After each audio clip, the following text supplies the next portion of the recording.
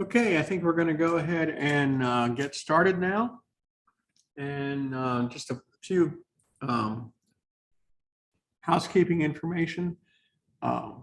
Registration has opened up for summer and for fall.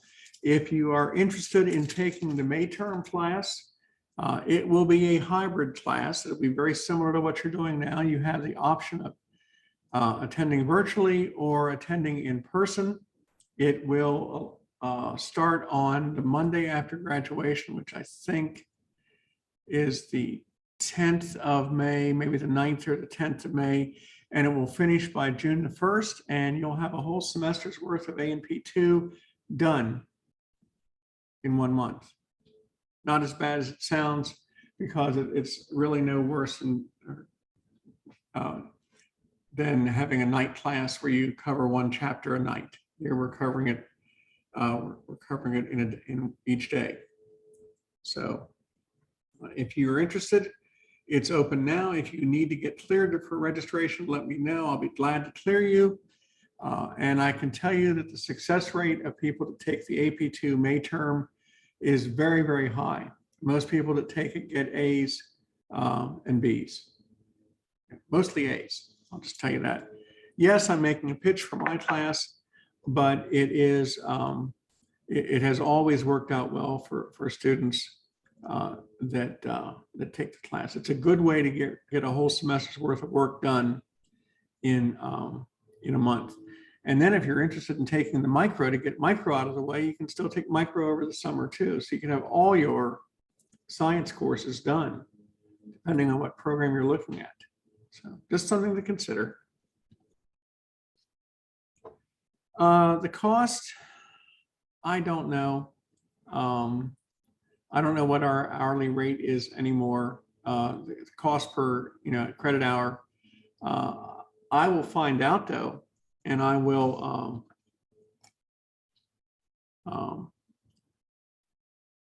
I'll find out if financial aid covers it, and I'll find out if what the cost per hour is. So, and I will send it out to everybody. So I would think though that it's probably with 4 credits, 1 for lab and 3 for lecture. It's probably, and don't hold me to this is just a guess, it's probably around $500 or $600, but I'm not certain. So anyway, I'll find out and let you know. So any other questions about that? Any other questions in general? Okay, in that case, I'm going to go ahead and start the class. And this time I'm going to remember to share the screen when I open up my PowerPoints. So just because I did it the other day. Okay. Because everybody can everybody see my screen now that says the nervous system? Because I'm just going to start over with this. Everybody see this? I'm assuming that I'm sharing my screen correctly. One little mistake. Okay. Our nervous system is our controlling system. It monitors everything we do. It controls everything we do. It's a short-term response for us. It gets things done quickly. To us, it appears to be instantaneous. The speed of transmission of our nerves is up to 300 miles an hour. And our nerves are only the longest nerve in our body is only about 3 feet. So for us, 300 miles an hour is instantaneous. And even the slowest nerves travel at 100 miles an hour. And they only have to go, in millimeters, because they're smaller. They're smaller nerves. So for us, the nervous system has instantaneous control. The cells are going to communicate electrically through action potentials. They're going to communicate through hormones. They're going to communicate, they're going to communicate through neurotransmitters. So, and it's going to be an instantaneous, as far as our perception is, response. Our nervous system has 3 key parts to it. It has a sensory input side where we gather information from sensory receptors all over our bodies, both internally and externally. The sensory receptors have no idea what they're sending. But they are sending action potentials. A pressure receptor and a photoreceptor has no idea what kind of signal they're sending, other than the fact that it's an action potential. And every action potential looks exactly the same. But their action potentials from the photoreceptor in the eye are going to mean something different to the part of the brain that processes that action potential. Just like a pressure receptor in our blood vessel is that generates an action potential. That action potential will mean something special to the part of the brain that deals with blood pressure. So sensory input comes from all over the body, both internally and externally. It tells us about pain and temperature and pressure and touch and sound and light and odor and taste and balance. But all those are just action potentials. We call them nerve impulses, but we know now that they're action potentials. So we have to send them to the central nervous system, the brain and spinal cord, to process so we can put together a comprehensive picture of what's going on. This is known as perception. Perception involves processing and interpreting the sensory input. Because remember, the action potentials all look the same. The motor output then is determined by the central nervous system because it processes the information, integrates the information, analyzes the information, and determines what is the appropriate response. A bright light flashing in your eyes is not going to trigger you to get a glass of water.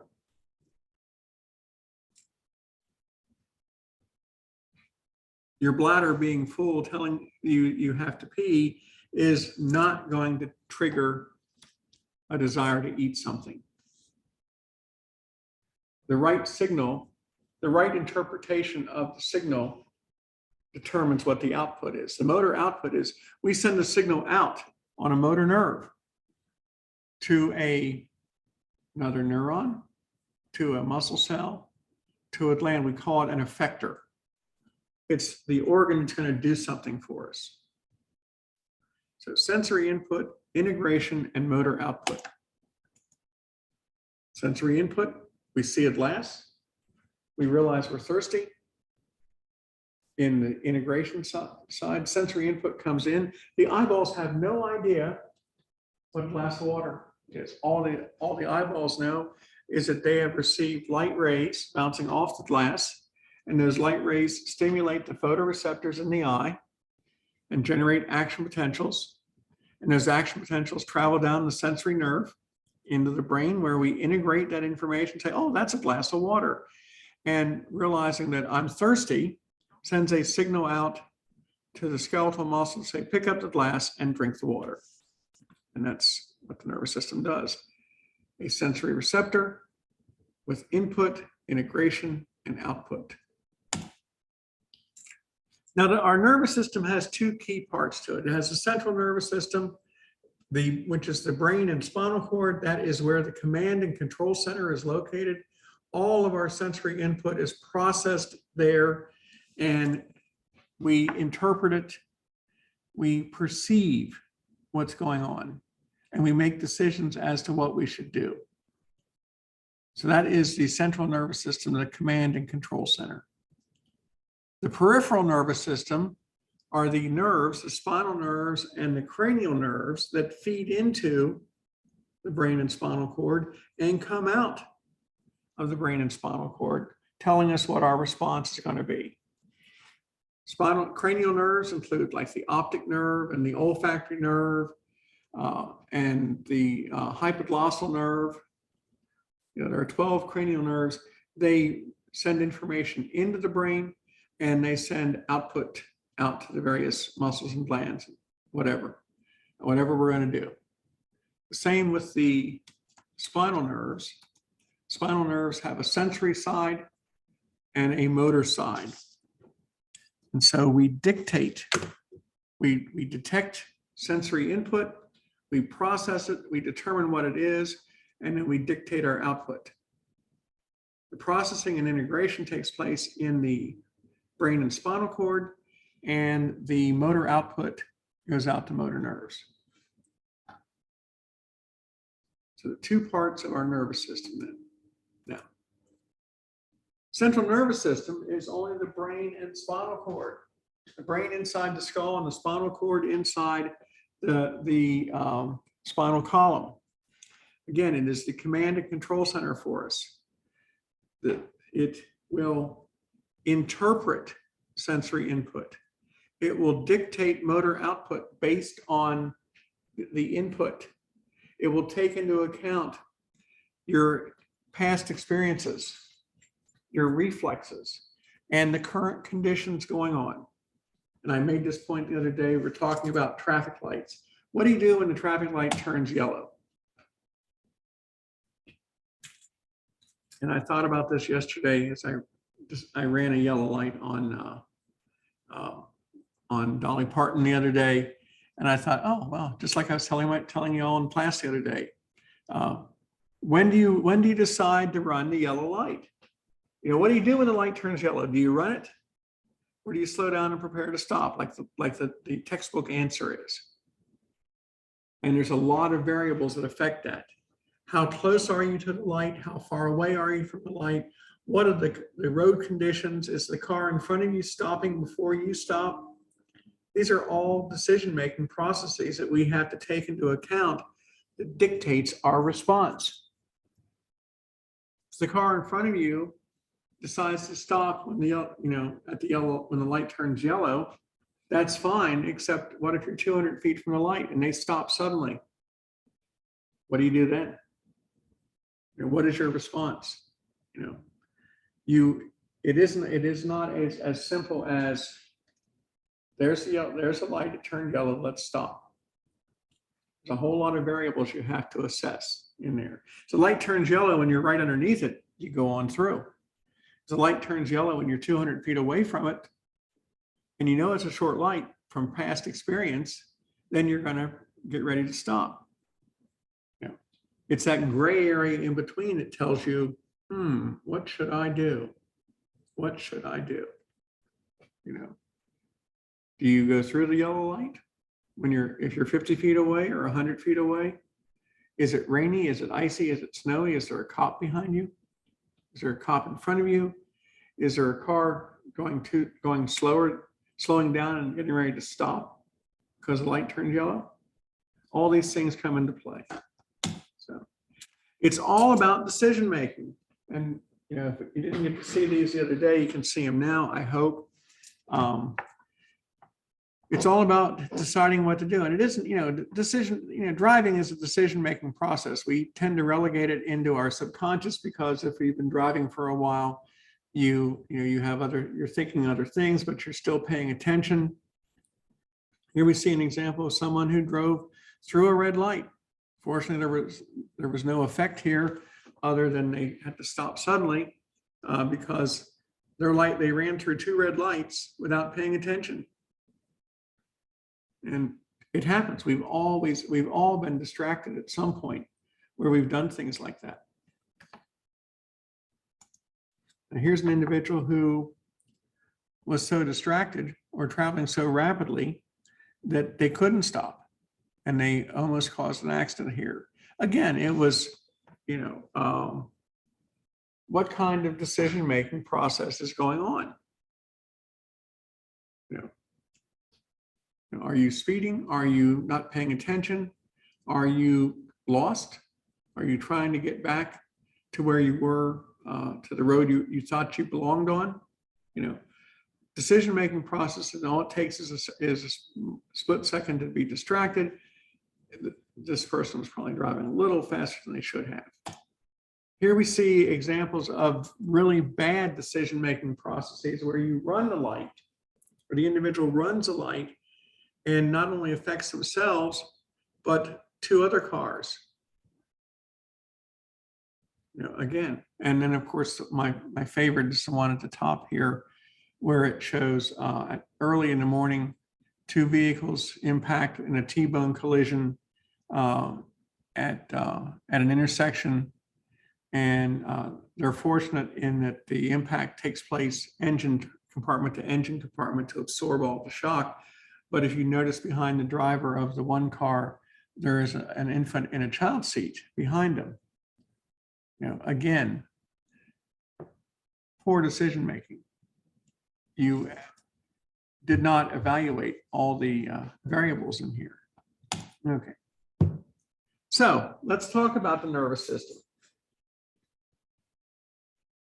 Peripheral nervous system that supplies information and takes signals out to the muscles and glands. Peripheral nervous system has 2 divisions. It has the sensory side, where input is coming in. So we have sensory fibers that collect information from the skin, from the muscles, and from the joints, as proprioceptors we've talked about in lab. Skin has pain, touch, pressure, temperature receptors. And so we get information from the skin. That's the somatic part of it. We get information from the viscera, from the internal organs, the pain in the viscera, discomfort, pressure in the viscera. All that comes in. So we have both. We have the sensory side is from the skin and from the viscera. Input coming in on a sensory nerve. The motor output comes out of the central nervous system on a motor nerve. It goes from the central nervous system to a muscle or to a gland, usually, telling us what to do. What is our response? Like a reflex arc. You know, we talked about these in lab. Put your hand down on something hot, you yank your hand back. That's a reflex arc. You process the information in the spinal cord, and it goes out, tells the skeletal muscle to pull your hand away from the hot surface. So that is the motor output. There are 2 parts of the motor output. There is the somatic side, which deals with skeletal muscle. And there is the autonomic side, which deals with the heart muscle, smooth muscle, and glands, all of our various glands, like sweat glands, for example. So here's the layout of our nervous system. Over here in the left, we have the central nervous system with the brain and spinal cord. And over here in the right is the peripheral nervous system that feeds into the central nervous system and gets output from the central nervous system. The peripheral system has a sensory side that's somatic and visceral and brings input, brings action potentials into the central nervous system. The motor output side carries action potentials away from the brain and spinal cord, going out to muscles or glands. Now, what kind of muscles? Well, if it goes to skeletal muscle, it falls under the somatic side. It's sending information to the skeletal muscles. We raise our right arm, we lower our right arm. That's going out through the motor. That's coming down through the motor side into the somatic nervous system, affecting our skeletal muscles. The autonomic side, that's the involuntary. We aren't aware of that side. It's the visceral side. You know, we are aware of the signal saying, hey, I'm going to raise my right arm. That's a voluntary contraction. You know, that's what skeletal muscle is. It's voluntary muscle. Somatic nervous system says, raise your right arm, lower your right arm. The autonomic nervous system says, squeeze your small intestine to push the food that you had for breakfast through there so we can continue to absorb the nutrients. That's a smooth muscle contraction. We aren't aware of it. It's an involuntary action. We don't have to stop and think about it. The autonomic nervous system affects smooth muscle, cardiac muscle, and all of our glands. Sweat when you get hot. That is an autonomic response.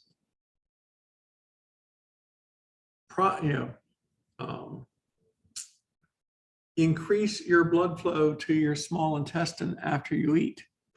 That is an autonomic response. It is an involuntary action. So the autonomic nervous system deals with output to smooth muscle, cardiac muscle, and to our glands. Our heart increases its heart rate when we run up a flight of stairs. We don't have to stop and think about it. It slows down our heart rate slows down when we're resting. Again, we don't have to stop and think about that either. The autonomic nervous system controls that and tells us when to speed up our heart rate and when to slow it down. Now, the autonomic system has, it in itself has two parts. The sympathetic side, which is what we use when we fight or flight, when we stand and fight or run away. It is our energetic activity side, sudden bursts of activity. And then we have the parasympathetic side. The parasympathetic side is the dominant side. That is our rest, relax, digest, and defecate side. It's our let's take it easy side. Let's not spend a lot of energy side. That is the dominant side in our bodies.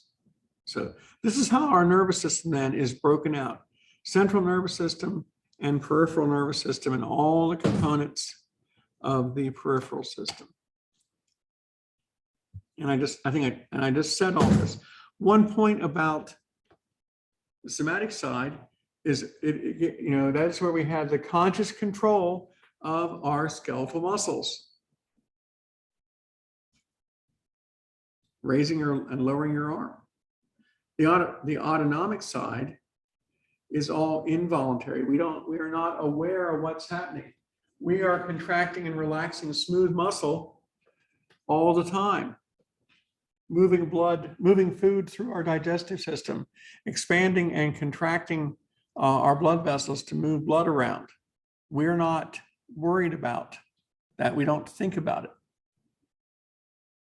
Now, the two subdivisions of the autonomic side are the parasympathetic and the sympathetic. They are antagonistic. They work against each other. The sympathetic side is our fight or flight response, and our parasympathetic, the dominant side, is our rest, digest, and defecate. Okay,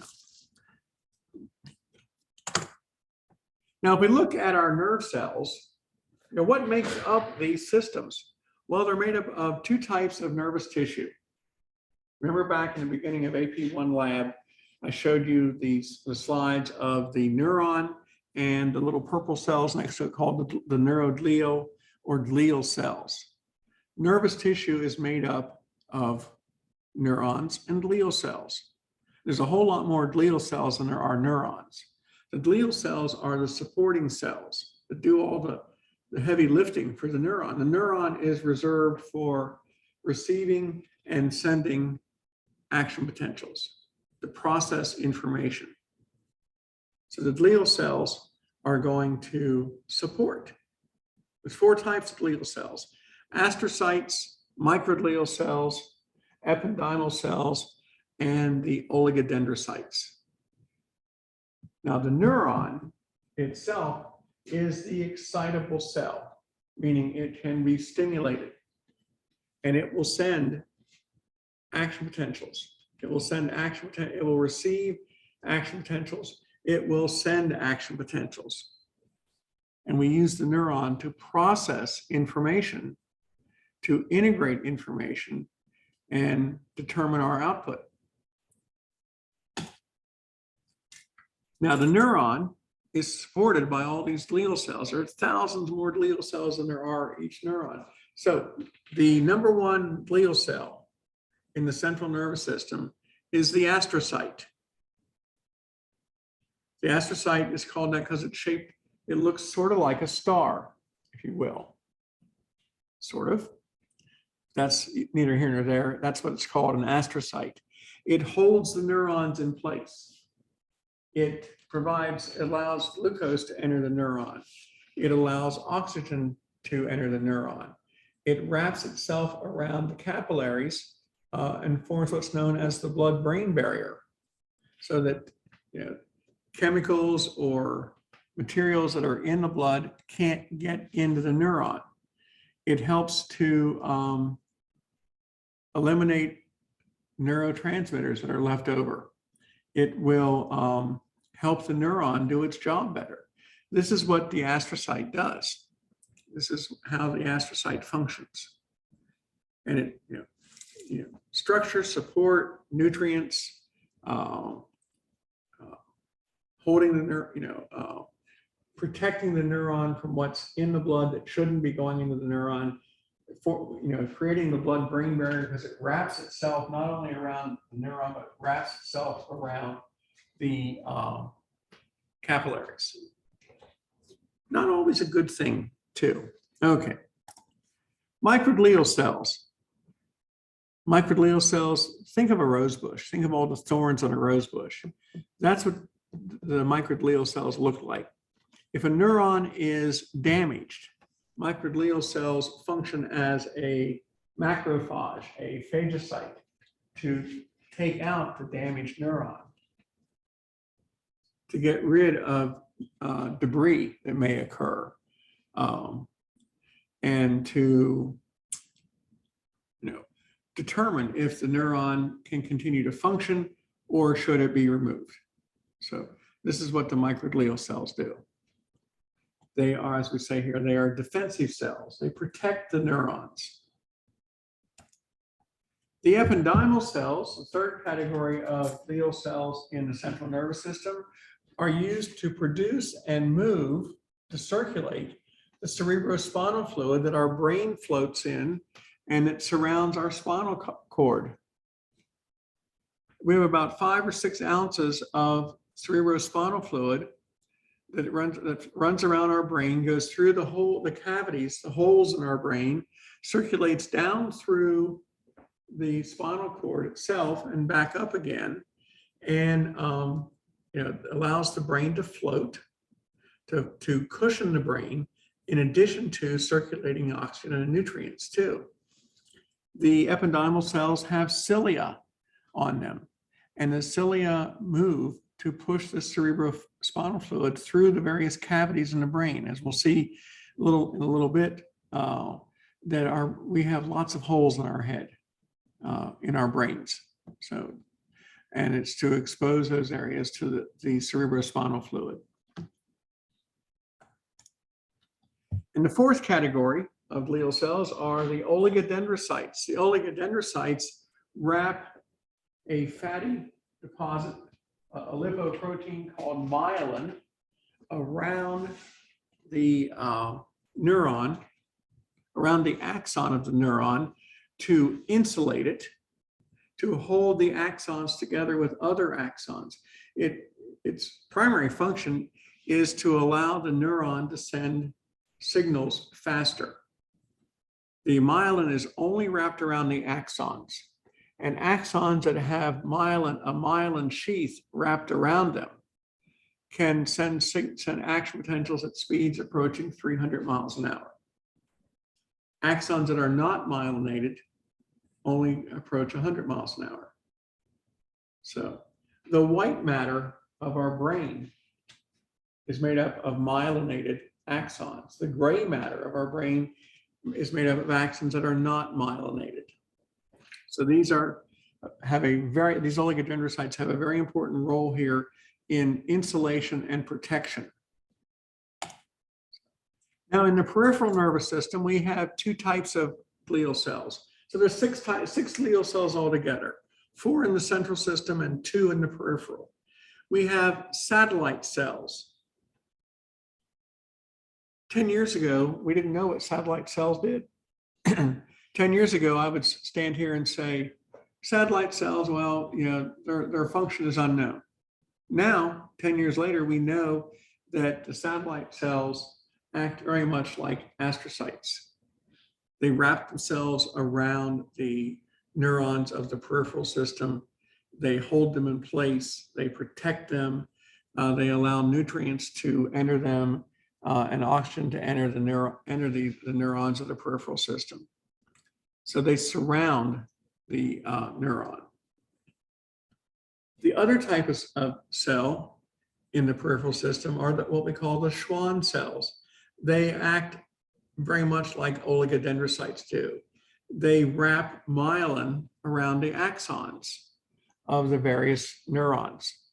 And so we produce these thick layers of myelin around the axon. But here in the peripheral system, if a neuron is damaged at the axon can repair itself. And the myelin will wrap itself around a damaged axon so that the axon can grow back together. Now, if it's cut all the way through, it's challenging. It can be done. If the cell body is damaged, it's the neuron's done. But if the axon is damaged, the axon can grow back together. Peripheral neurons can do this. Because if we couldn't have the peripheral neurons, the neurons of the peripheral nervous system regenerate their axons, then how could we transplant tissues? How could we reattach arms and legs and fingers, even faces? How could we reattach anything and have it work if the axons didn't grow back together again? But they can, thanks to the oligodendrocytes. The oligodendrocytes form almost like a cast around the site of an injury to an axon and allow it to regenerate. As long as the cell body of the neuron where the nucleus is located isn't damaged, we can do this. So those are the glial cells that do these are all the supporting cells. There are many, many more glial cells than there are neurons.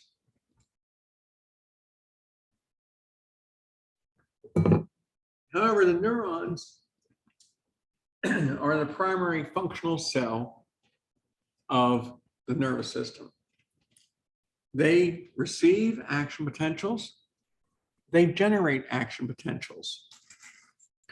Neurons do not undergo mitosis. They are stuck in G sub 0 of their cell cycle. They last a lifetime. The neurons that you were born with are the neurons you have now. We may lose neurons over time as we age. We always, unless something has happened, we always have enough neurons to do their job for us. They don't usually, some can wear out over time, but most don't. But they usually don't reproduce. They also have an extremely high demand for oxygen and nutrients. They have a very high metabolic rate. They burn through oxygen and glucose quickly. They will only survive for 5 minutes without oxygen and glucose. Now, if you're a neuron, you have a cell body with a nucleus in there. You can have extensions called processes. You can have both dendrites and you can have axons. There's various combinations here of dendrites and axons. Dendrites are the receiving structures, and the axon is the sending structure. So those are one or more of the processes, dendrites and axons. Now, in the central nervous system, the cell bodies are located within most neuron cell bodies are located in the brain or spinal cord. And we have two terms here to describe the location of the cell bodies. In the central nervous system, the cell bodies are called nuclei. So the cell bodies are nuclei in the central nervous system. We call them ganglia. In the peripheral system, the cell bodies are ganglia in the peripheral side. So nuclei and ganglia. Here is what a typical neuron looks like. There's the cell body. there's the nucleus there in purple. There are the dendrites extending off of the cell body. There's the axon leaving the cell body. And you can see that the oligodendrocytes, this is what we call a multipolar neuron. You can see the oligodendrocytes wrapping myelin around the axon. And it looks something like this. Let me bring this up here.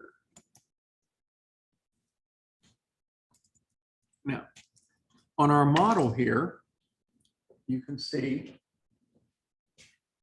this is the cell body right here. These little red things sticking up are the dendrites. Let me zoom this in a little bit.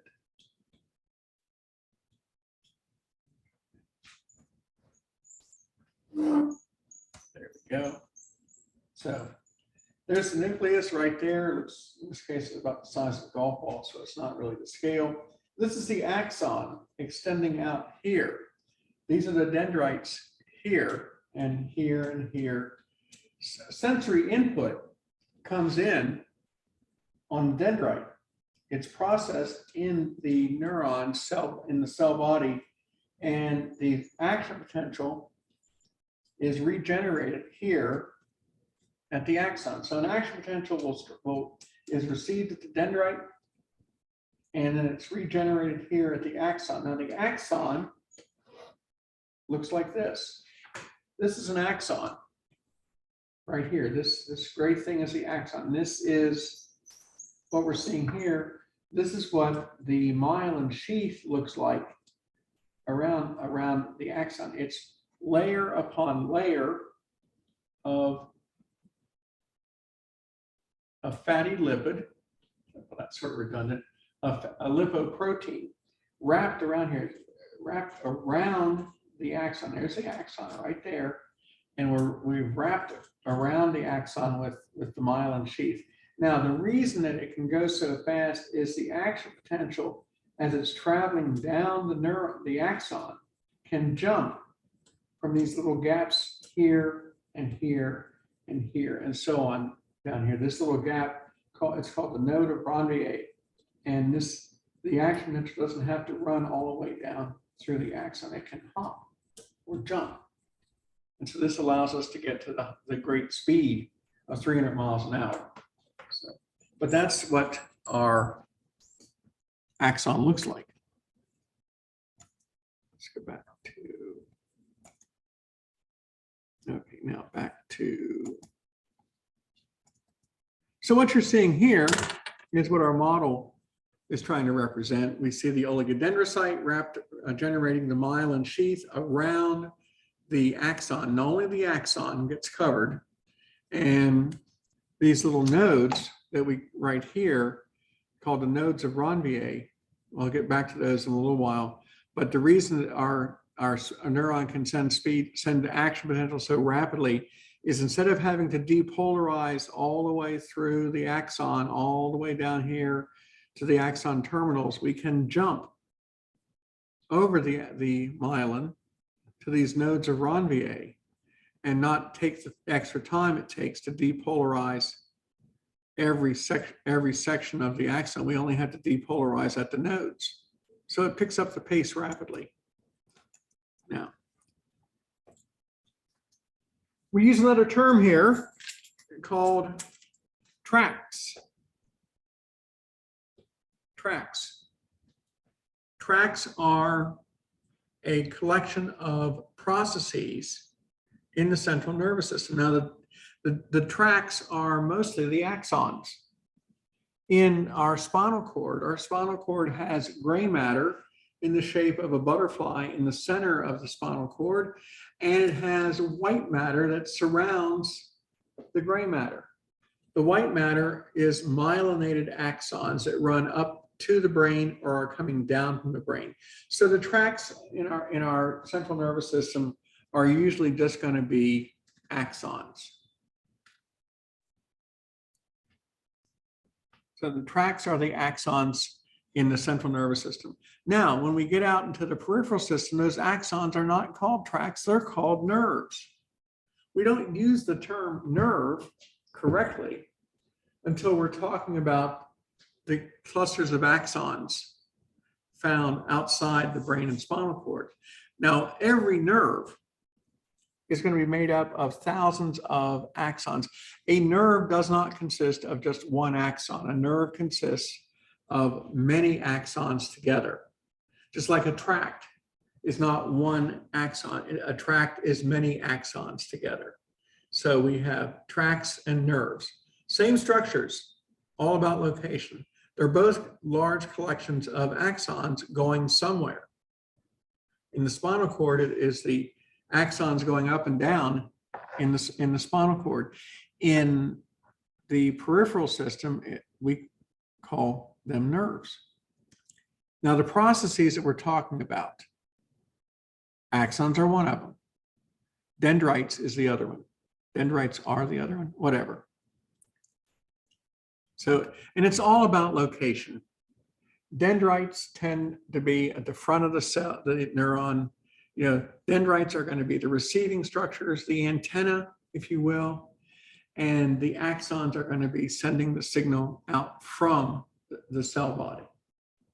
One receives, one transmits. The axon transmits the signal, the dendrites receive the signal.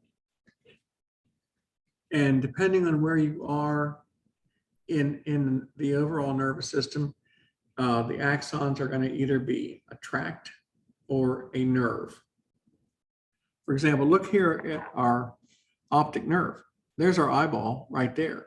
There's the optic nerve coming from the eyeball right there.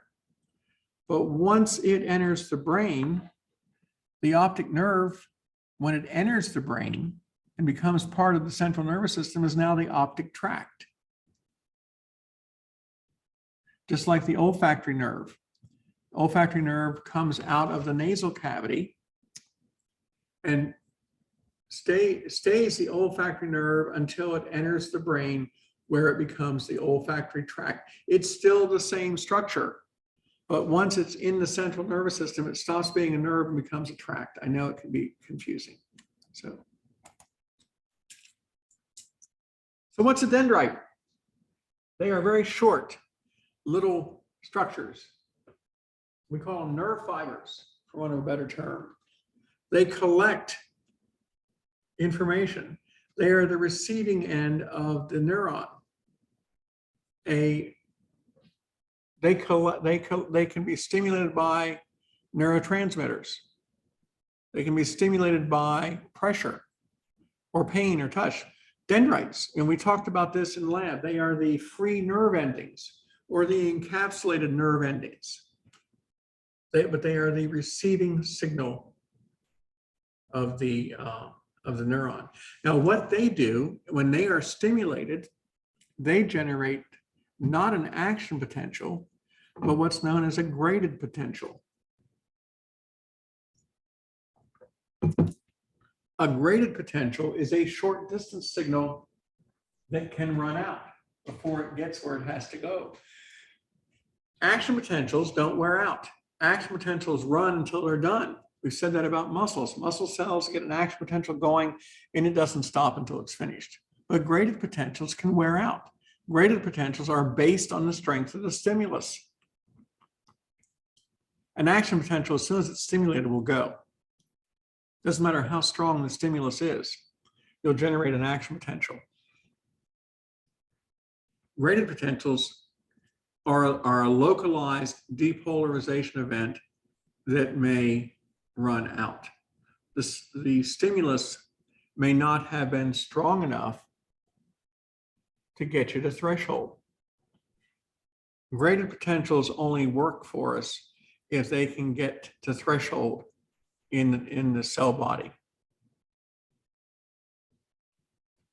They are information collectors, and they may or may not generate the graded potential that they generate may or may not be strong enough to get you to an action potential.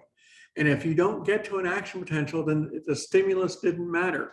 You essentially didn't feel it, hear it, smell it, taste it, or see it. If you can't generate, if your graded potential can't give you an action potential, then you're not going to be able to perceive it. So the dendrite is very dependent on the strength of the stimulus.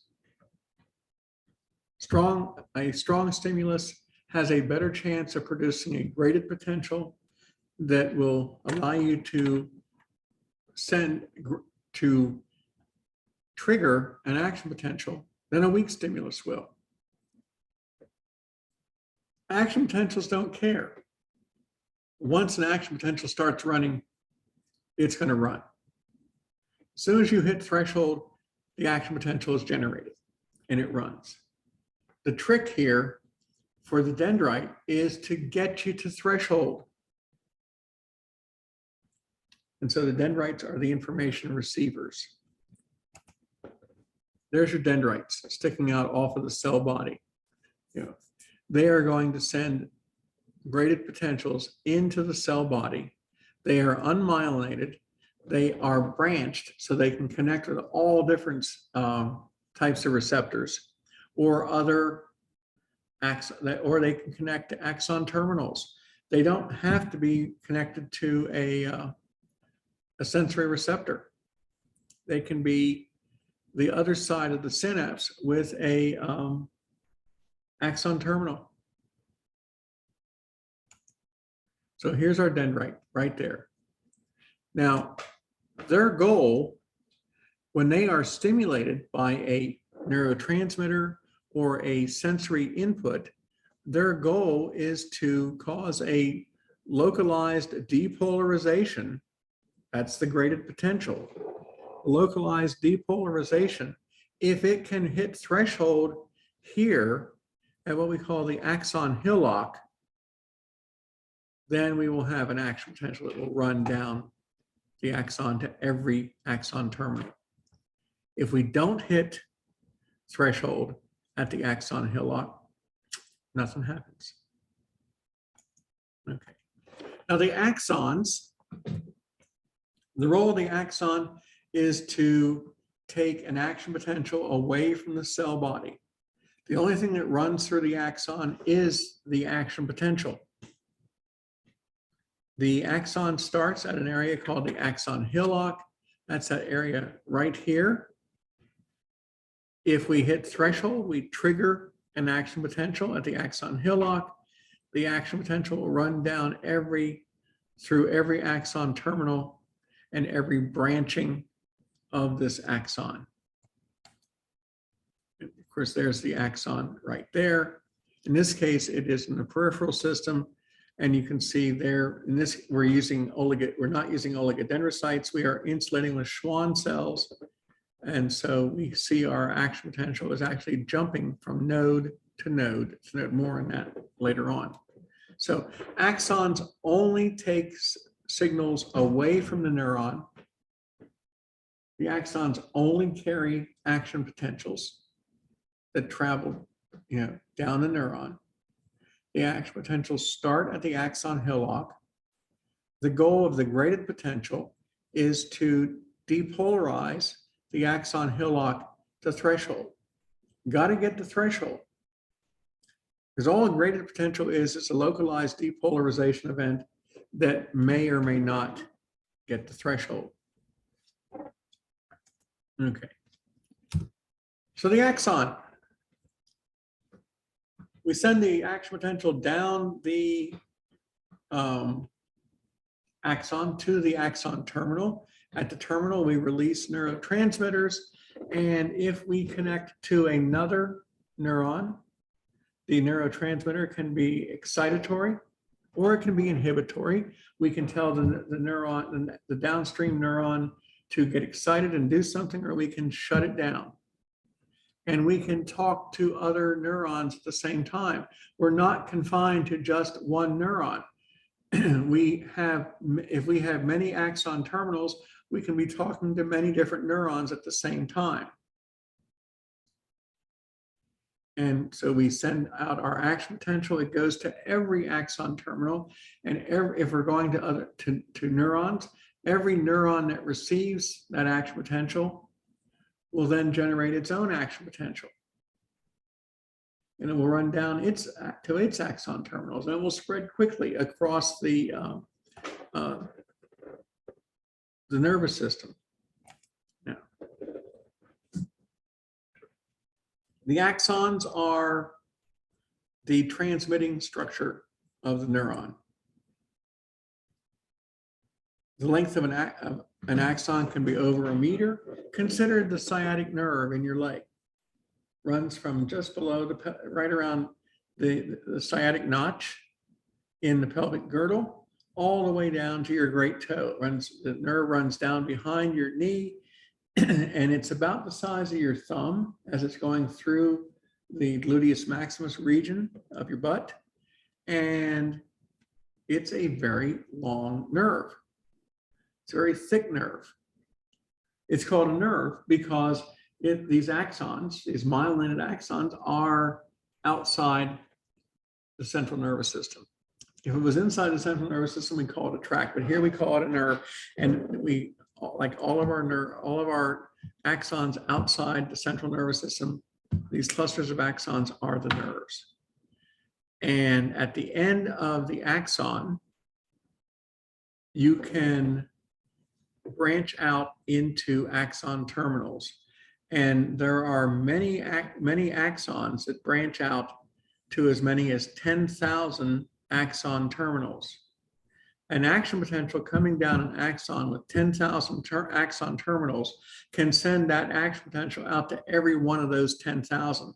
That means one neuron, one axon with 10,000 axon terminals could connect to 10,000 neurons, each one with 10,000 more axon terminals.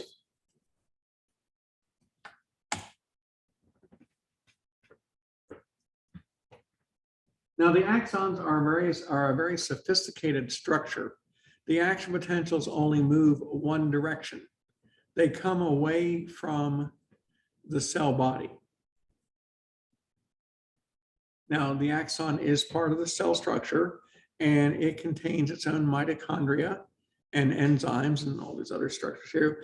Movement in the axon for those structures are going to move away from the cell body. Some things, though, go towards the cell body. Any organelle within the axon that we need to destroy. Any viruses, for example, or toxins, bacterial toxins like botulism, for example, or herpes simplex 2, the cold sore virus, are going to move up the axon. Most of us, well, 95% of us contain herpes simplex 1, the cold sore virus. It lives, well, viruses don't live. Viruses are not alive. The virus moves into the axons of the nerves around our mouth. It moves retrograde. It moves towards the neuron cell body, but it doesn't get very far. So it moves up into the axons. When we get stressed, the virus then manifests itself, causing an inflammation. We call it a cold sore around our mouth. And then when our immune system mounts a response and we recover and the cold sore goes away, the virus moves retrograde back up into the axon and stays there, waiting for the next trigger. Trigger is usually stress, but like any good herpes virus, it may be sunlight. It could be any number of things. Herpes simplex 2, the genital herpes virus, reacts the same way. It lives within the axons around the external genitalia. And given the right trigger, which is usually something as innocuous as bright sunlight, can trigger that virus to cause inflammation around the external genitalia and take 2 weeks to go away. So action potentials move anterograde away from the cell body. Viruses and toxins move towards the cell body. It isn't just herpes simplex, it is poliovirus, rabies virus, tetanus toxin, the biochemical toxic substance produced by, the tetanus is an anaerobic bacteria. It's produced by the bacteria called Clostridium tetani, and the Clostridium tetani bacteria produces a toxin, a poison, which causes muscle paralysis. It stimulates tetanus, not tetany, like we talked about in muscles, but tetanus. And the muscles do the same thing. They become paralyzed, particularly around the muscles around the jaw. And the old term for tetanus was lockjaw, because you couldn't swallow and couldn't talk. This is a poison, a toxin that migrates itself up to the central nervous system using the axons of the sensory or motor nerves as their pathway. Okay. So we have the axons and we have the dendrites. Now the dendrites are the free nerve endings. There's nothing surrounding the dendrites, but the axons are, many of them are encased in myelin. Myelin is a lipoprotein. It is an insulating material. It allows us to send our signals much more rapidly in the myelinated axons. It creates the white matter of the brain, the white matter of the spinal cord. It is like, it functions like insulation on a wire. Consider a wire. You had a wire, a large electrical cord, and you stripped away all the insulation and just had the bare copper wires and plugs at each end. You would probably not have very good transmission of electrical signals because of the loss of energy because there's no insulation there to protect them from leaving. So insulation allows us to send signals in our neurons much more rapidly. A myelinated axon sends information extremely rapidly. That's the 300 miles an hour axon. If you are non-myelinated, you don't have the myelin wrapped around your axons, and you send signals very slowly. Well, it's all relevant. I mean, it's all, consider the fact that an unmyelinated axon travels at 100 miles an hour. Well, unmyelinated axons only have to travel like, in distances of millimeters. So you don't have very far to go. So again, to us, it appears instantaneous. In the central nervous system, we use the oligodendrocytes to wrap the axons. Every oligodendrocyte can wrap up to 60 axons at one time. We have a gap, we call it the node of Ranvier. And we use that gap to send signals. Instead of sending a myelinated axon can send an action potential, instead of running down all the way through the individual part, every part of the axon, we can jump from gap to gap. And that gives us this greater speed. It takes time to run the length of the entire axon. Not that we would notice. So, I mean, the difference between 300 miles an hour and 100 miles an hour, and you're talking, the greatest distance is a meter. To us, it's still instantaneous. It is faster, though, by skipping most of the axon and jumping from node to node. Okay. The white matter of our brain, the white matter of our spinal cord are the myelinated axons showing up in tracks. The gray matter of our brain and spinal cord are the unmyelinated axons. They also are the cell bodies. So when we look at a cross section of the spinal cord and we see the gray butterfly-shaped region of the spinal cord, that is unmyelinated axons and cell bodies. When we see the white matter around the butterfly, those are the tracks. Those are the myelinated axons. And so our oligodendrocytes are wrapping 60 or so axons together and giving us a white, tract, creating the white matter. In the peripheral nervous system, we wrap with Schwann cells. We don't use oligodendrocytes. We wrap around the axons and we have gaps. The gaps are what we call the nodes of Ranvier. And again, that's where we have, those nodes of Ranvier are where we're going to have our jumping from node to node. In the peripheral system, we tend to wrap about 15 axons at a time, as opposed to 60. But again, it still comes out as white matter in the peripheral system. So here's what, in the peripheral nervous system, we see the myelination. Here's the myelin sheath wrapped around our axons. There's an axon. And in some cases, it is just going to be an axon wrapped with a layer of myelin. A lot of times it'll be just one axon. Often other times it'll be a cluster of axons wrapped together.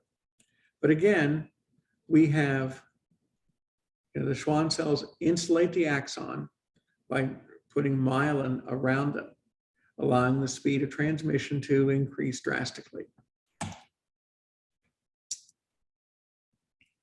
So you've got myelinated axons, you've got unmyelinated axons. The myelinated axons, regardless of where they're located, are going to give you the white matter. The unmyelinated axons are going to give you the gray matter. Now, if you're looking at a neuron, you can classify them by the number of processes. This is a structural classification. You can classify them structurally.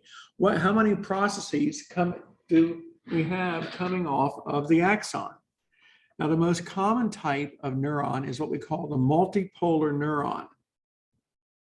One axon with lots and lots and lots of axon terminals.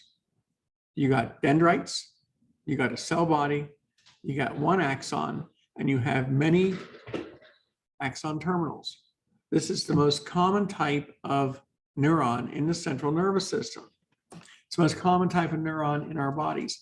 99% plus of all neurons in our bodies are multipolar neurons. Second type of neuron that you encounter is the bipolar neuron. It has nothing to do with bipolar disorder. Bipolar disorder is a chemical problem. Bipolar neurons have one axon and one dendrite. One axon, one dendrite. We want to make sure that our signal is received and sent. We see bipolar neurons usually in two places, in the retina of the eye and in the olfactory layer of our nasal cavity.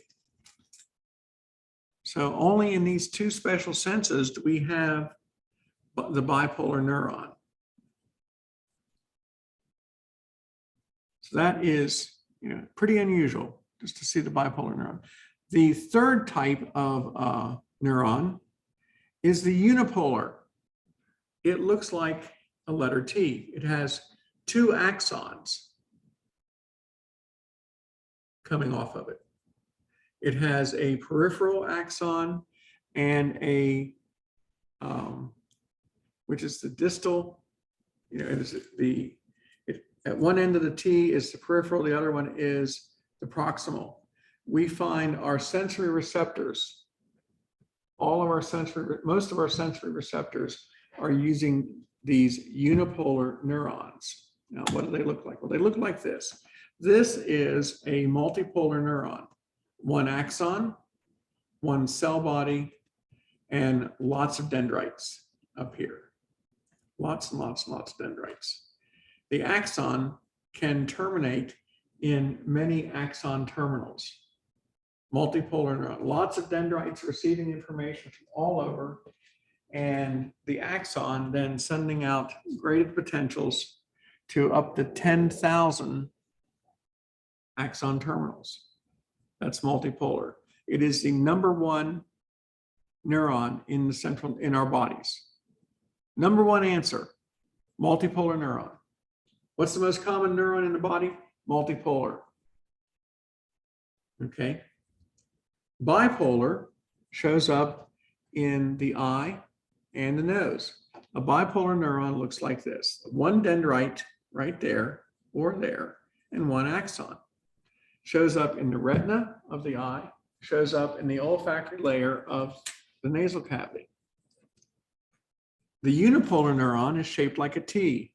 We have a peripheral process and a central process. This goes to the central nervous system. This collects information. Most of our sensory receptors, like the touch, pressure, pain, and all those free nerve endings, for example, use unipolar neurons. Unipolar neurons in most of our sensory receptors. The only unusual ones we have are for odor and vision that are bipolar. So unipolar, one axon, other axon. Bipolar, one axon, one dendrite. Multipolar, many dendrites, many axon terminals. So multipolar neurons can connect to many muscle cells, for example. In skeletal muscle, if you have one neuron, it can connect to up to 300 muscle cells. That's a motor unit.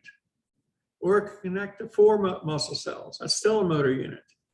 So we see them there. Only now in the brain, we're going to see the connections go up to 10,000 axon terminals per neuron. Here's our bipolar neuron in the retina of the eye, where we have one axon and one dendrite. And here we have the T-shaped sensory neuron, the unipolar neuron, with has 2 axons coming off of the cell body, one collecting from the dendrites and one sending signals to the central nervous system. So that is structurally multipolar, bipolar, unipolar. Functionally, what does a neuron do? Sensory neurons send signals from all the sensory receptors to the central nervous system, all except the sensory neurons collect information from all the sensory receptors. Most are unipolar. The eye and the nose are going to be bipolar. Motor neurons go from the central nervous system to the muscles, to the glands, to other muscles, to other neurons. Motor neurons are all multipolar. We don't have to connect to a muscle cell. We can connect to another neuron before we get to the muscle cell. And then in between all this, we have the interneurons. The interneurons are 99% of all the neurons in the central nervous system.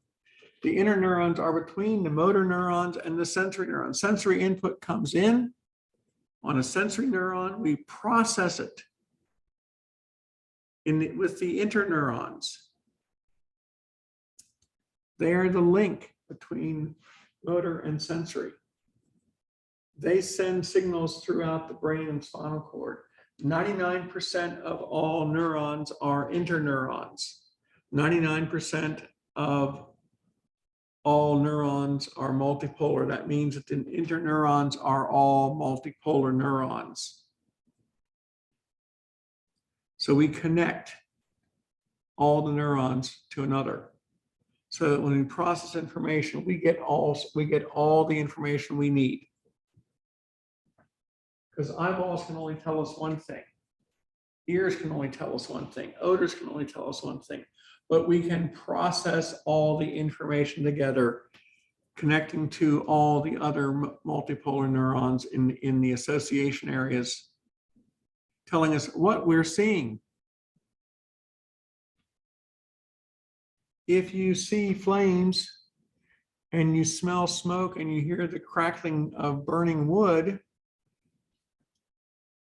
you may deduce that you're seeing a fire.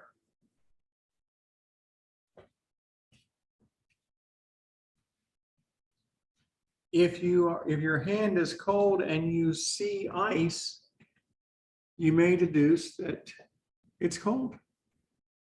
Where are you? Where's your hand? Are you sticking your hand in the freezer?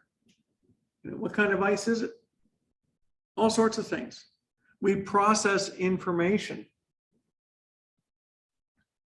We have to take the information from all the sensory input, from every sensory input that's being stimulated coming in, and we have to process it in the central nervous system. And that's where we use the association neurons. The 99% of all the neurons in our brain are association neurons. They're all multipolar neurons, and they're all connected to all the other multipolar neurons in our brain, representing information on vision and sound and sight and touch and pressure and pain and odor and balance, so that we get a comprehensive picture of what is going on.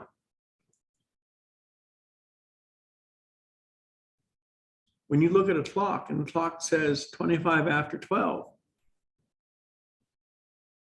first of all, your eyeballs have no idea what a clock is. It's just, eyeballs are just collecting light rays.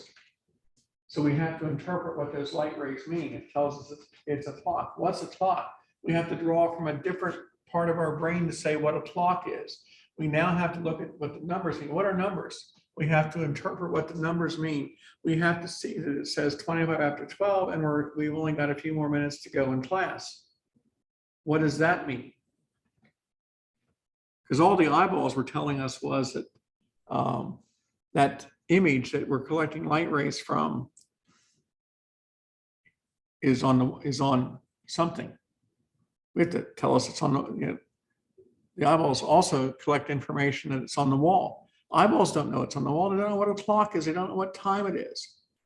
We have to process all that information in different parts of our brain. We have to then determine, what do we do next? What's coming up next?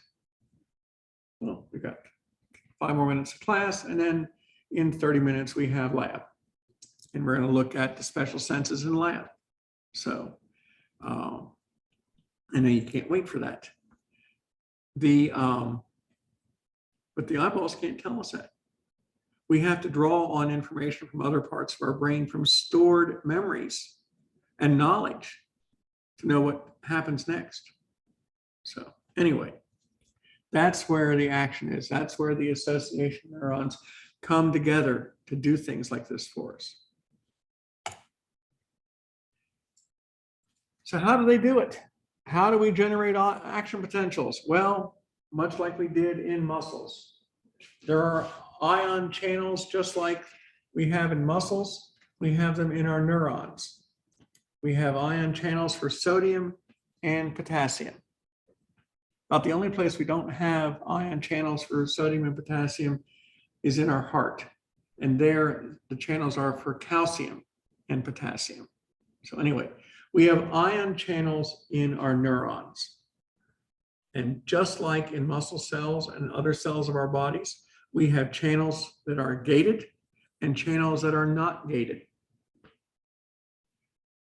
The non-gated channels are always going to be open, and ions will always leak in or leak out through those ungated channels.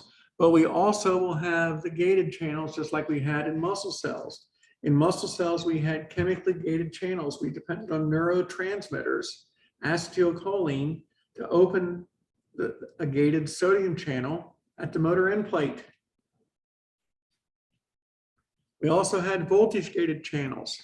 When we hit threshold on either side of the motor end, when the motor end plate hit threshold, the voltage channels on either side of the motor end plate opened up at -55, and sodium rushed in and started to depolarize the muscle cell proper. We had to depolarize the motor end plate to get to threshold. Once we hit threshold, the voltage channels opened up for sodium, and stayed open until we hit plus 30. At plus 30 millivolts, the sodium channels closed and the potassium channels opened. And they stayed open until we hit minus 90 when we repolarized. So we've already know about chemical channels or ligand-gated channels using acetylcholine. We know about voltage channels. We've seen voltage channels for muscle cells, for sodium, and for potassium. Now we add a third one. We add the mechanical channel. The mechanical channel opens when it becomes distorted, when it becomes pressed, when it has had pressure applied to it. Now we pick up the vibration or touch or pressure channels or gates, if you will. Now, so the three types of gated channels: chemical gates, the ligand channels, neurotransmitters. It isn't just acetylcholine now. There are other neurotransmitters. We also have the voltage gated channels that open and close when the charge on the membrane changes. Threshold is a little bit different in neurons, but at threshold, the sodium gates still open and they still close at plus 30, and the potassium gates open. Only now we don't have to get down to minus 90, we only have to get to minus 70. Mechanical gates open and close when they are distorted, like a touch receptor, a pressure receptor, a pain receptor, a vibration receptor, like in the inner ear, when the bones of the middle ear are vibrating and they vibrate the inner ear, and those mechanical gate mechanoreceptors in there respond to those vibrations. Last thing I want to say, the membrane potential on a neuron is minus 70 millivolts. It is polarized just like the muscle cell. The muscle cell is polarized with sodium outside and potassium inside to minus 90 millivolts. Here in neurons, it's minus 70 millivolts. And threshold in the neuron is only minus 50. I'm sorry, minus 55. It's only minus 55. So to get to threshold, you only have to depolarize the neuron from minus 70 to minus 55. And voltage gates for sodium open up at minus 55. So you don't have to go from minus 90 to minus 50 like you do in a muscle cell. Here, you only have to go from minus 70 to minus 55. So, okay, this is a good place to stop. Anybody have any questions on anything? Okay, in that case, I'm gonna stop us. Lab this afternoon, we're gonna take a look at the special senses. And then next week, we'll plan on watching me have all the fun of dissecting a brain and an eyeball for you. So, and get us out of here. I'll see you all in lab. Okay, base tuition for $168 per hour. So probably about, I would say, I'll check specifically, but I think it's going to be about $700 for May term.